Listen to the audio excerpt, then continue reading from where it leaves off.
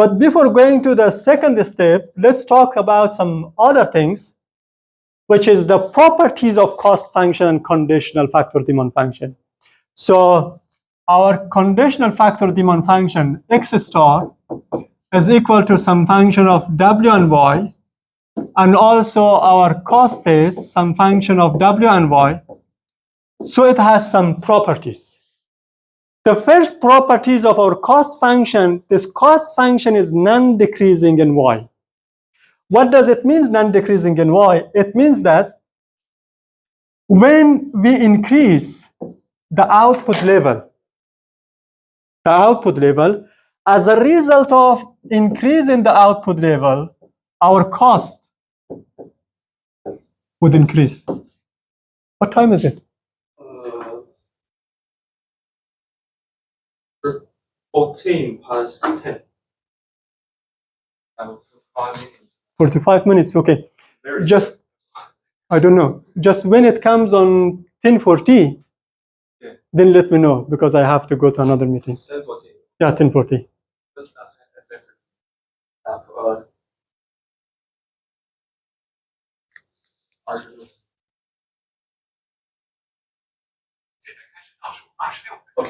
Okay, so now, the first properties is that our cost is non-decreasing in our output level. What does it mean?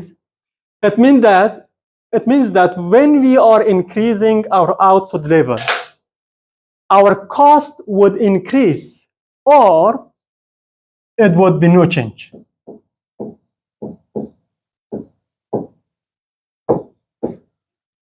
No change. That's why it says non-decreasing. When we say decreasing, it means that when we increase our output, the cost will reduce, which is nonsense here. So the second property is that our cost function is homogeneous of degree 1 in W. Homogeneous of degree 1 in W. Here, homogeneous of degree 1 in W, what does it mean? It means if you, for example, increase if the input price increase by some value, for example, T,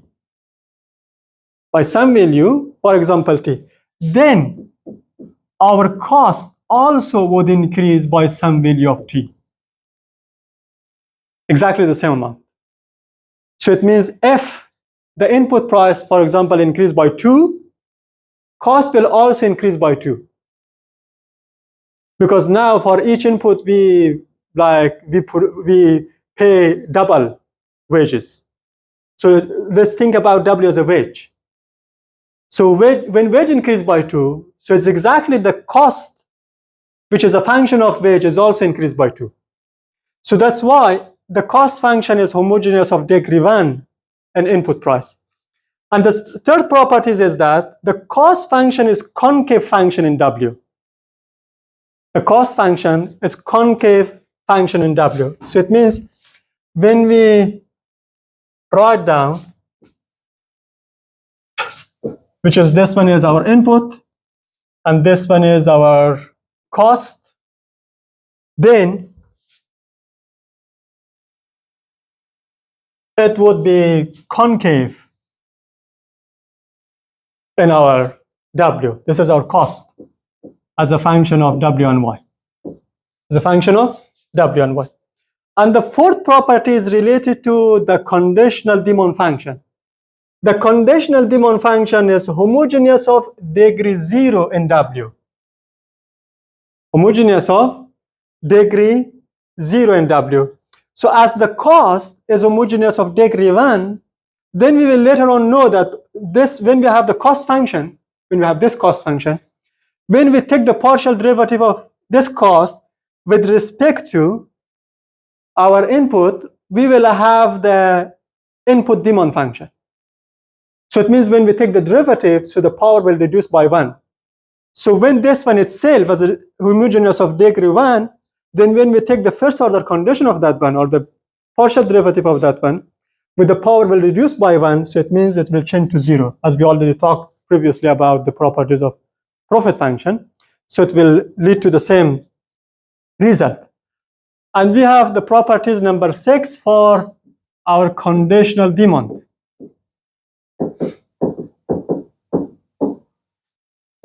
Our conditional demand, but for our input or factor. So if this conditional factor demand function is differentiable in W, then we will have a matrix. If we have like n inputs, if the number of our input is n, or suppose it's suppose that it's equal to L. We have L number of inputs, then we have L number of input prices. As we remember before, we talked about that we have L number of commodities in our production plan. L number of commodities in our production plan. And out of that L number of commodities, some H number of them would be output, and some L minus H would be output. So we just consider H number of them. For example, H can be 5, H can be 2. When we have only 2 input, then H is equal to 2. When we have like 10 input, then H is equal to 10. So we have like a kind of matrix. We have a kind of matrix. We have the similar matrix for the action demand function, if you remember, for the cost for the utility maximization. So we have the similar matrix for the conditional factor demand function. As you know that when we take the partial derivative of our like conditional factor demand function with respect to its own price and its cross price, then we will lead us to this kind of matrix. So and also it's equal to when we take the second derivative of our cost function. Because as you know that from the Shefford lemma, when we take the first derivative of our cost function with respect to some Wi, it leads to some xi or xl, or it can be lead to some zl as a function of like w and y. So if we take the partial derivative of this one, the partial derivative of z, for example, zl with respect to wl, it's equal to if we take the second derivative of this one. Either you take the derivative of this one or the second derivative of this one. Both of them the same. So then we can either write down this one or this one, which is the partial derivative of our first input with respect to its own price is equal to the second partial derivative of our cost function with respect to W1. And also we can make this kind of matrix. So in this matrix is symmetric, the properties. This matrix is symmetric and also negative semi-definite. Why is symmetric? We know that cross partial is equal. The cross partial is equal. So either if you take the partial derivative of this cost, first with respect to WH, then with respect to W1, or either you take the partial derivative of this cost with respect to W1, then WH, both of them the same. So then this part is symmetric. This part is symmetric. And also this part is symmetric. So it means that either you take the partial derivative of the input function of ZH with respect to W1, or you take the partial derivative of Z1 with respect to WH, both of them is equal. Will give you the same value. So it means this term is symmetric. And it's negative semi-definite. What does it mean? It means that this part, the value would be negative. Why? Because if you take the partial derivative of Z1 with respect to W1, the partial derivative of Z1 with respect to W1 is less than 0. It's negative. Why is negative? Because when the input price increase, when W1 increase, so as a result, the demand for the input one would decrease. It just comes from the very familiar law of demand. When the price of some good increase, so the demand for that good would decrease. That's why this term is negative and this term is symmetric. What does it mean symmetric? This one is equal to this one. Or here, this one is equal to this one. Any value in this area, any value in this area is equal, but here they have the negative value. So then the seventh, fx is a homogeneous of degree 1. So it shows that our production function has a constant return to scale. Then our cost function and also our input demand function, which is now it's conditional, are homogeneous of degree 1 in y. Are homogeneous of degree 1 in y. So it has a like very complicated or very long proof, but the thing is, if you have this function, so we have y as a function of some f of x, and also we have c also as a function of y, and we have z also as a function of y. Z is also as a function of y. Then when y is equal to fx, when fx is homogeneous of degree 1, it means that y is homogeneous of degree 1. Y is homogeneous of degree 1. So then here in our cost function and our input function, finally, when this y is homogeneous of degree 1, because this y is equal to fx, and when this y is homogeneous of degree 1, it means that this cost function is also homogeneous of degree 1. And this conditional factor demand function is also homogeneous of degree 1 on y. They are homogeneous of degree 1 and y, because y is equal to fx. Fx is homogeneous of degree 1, then y is also homogeneous of degree 1. So that's why our cost function and input demand function is also homogeneous of degree 1 and y. If you would like to do, then you can do this long process to find out the proof that they are also homogeneous of degree 1. Here, so the last one.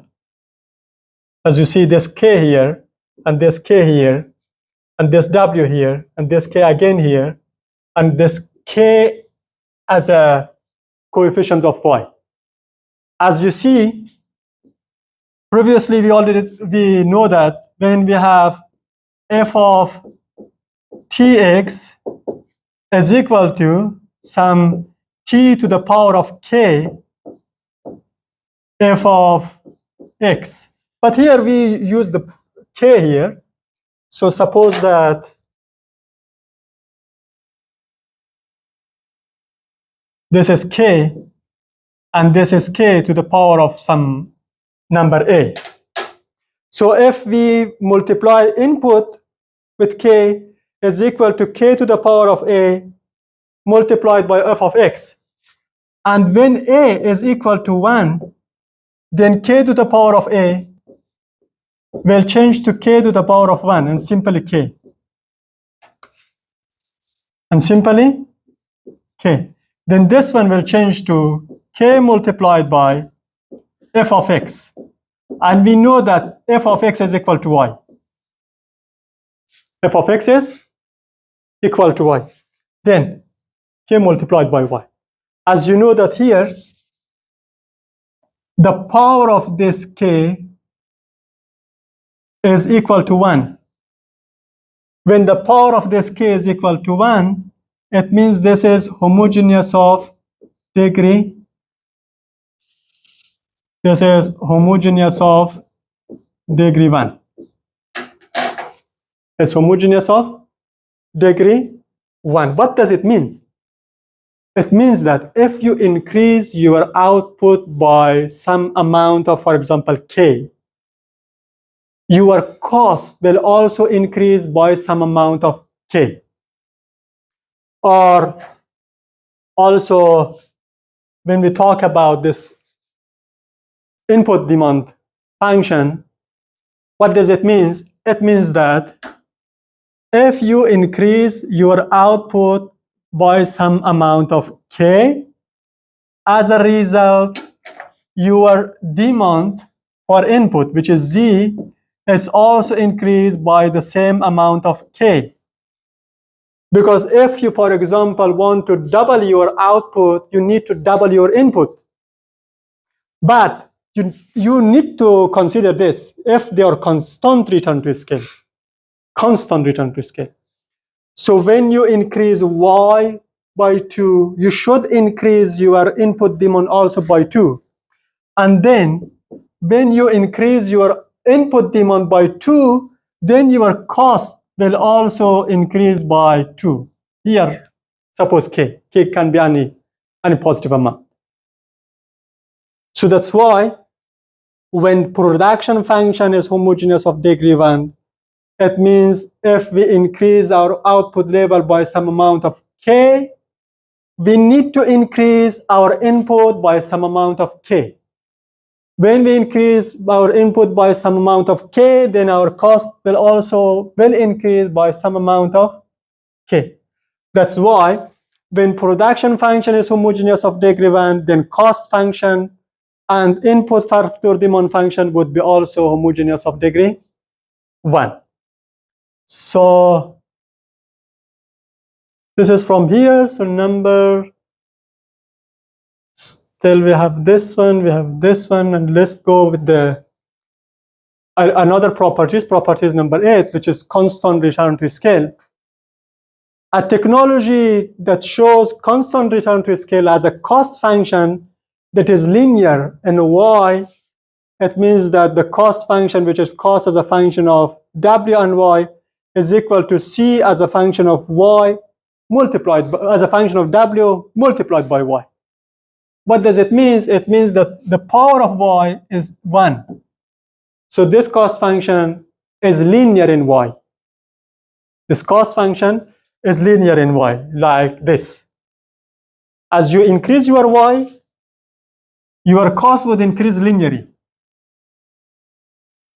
But if you have, if you have constant return to scale,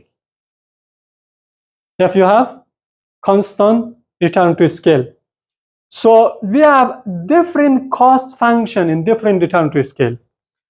We have constant return to scale, we have increasing return to scale, and we have decreasing return to scale. In each of return to scale, we have different cost curve. But if we have constant return to scale, our cost function is linear in Y. Our cost function is linear in Y. And the second thing is that our marginal cost is equal to average cost, and it's some constant number.